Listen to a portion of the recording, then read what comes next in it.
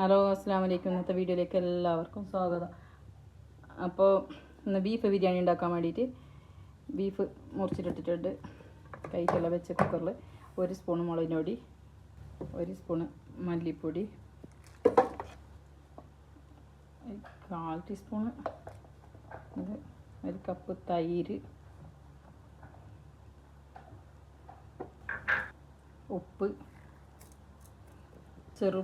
ചെറുപുളിൻ്റെ വെള്ളം, 1.5 spoon garam masala, 1.5 spoon കുരുമുളക് പൊടി, 1.5 സ്പൂൺ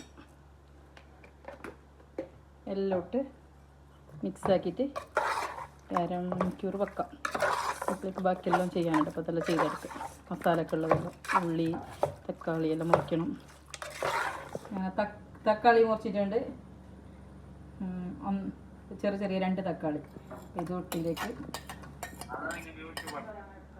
ഇഞ്ചിയും വെളുത്തുള്ളിയും പച്ചമുളകും ചതച്ചത് ഇത്ര ഇടുന്നുണ്ട്.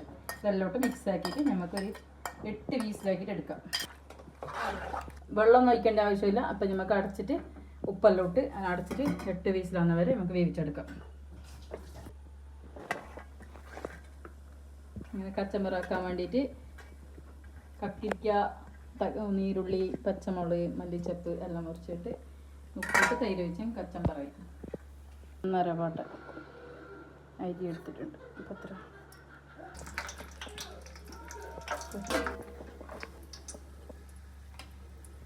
ഉള്ളി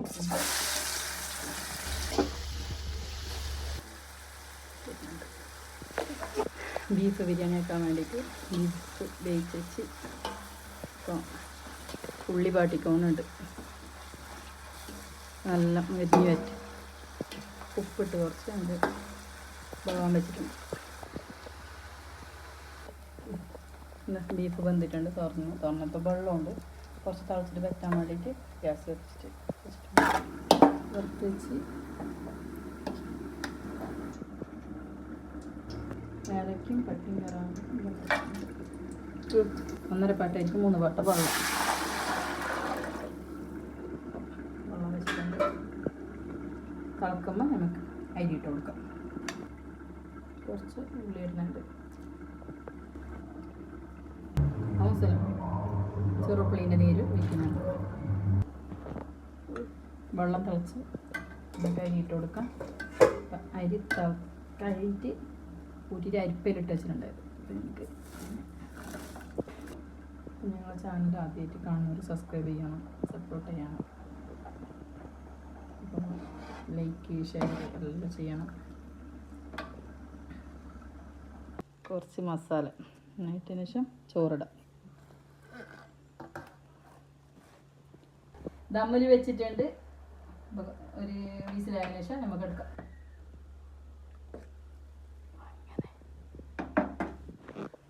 നമുക്ക് ചട്ടിയിലേക്ക് തട്ടാം.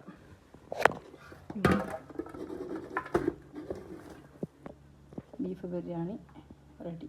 നല്ല ബീഫ് ബിരിയാണി റെഡി.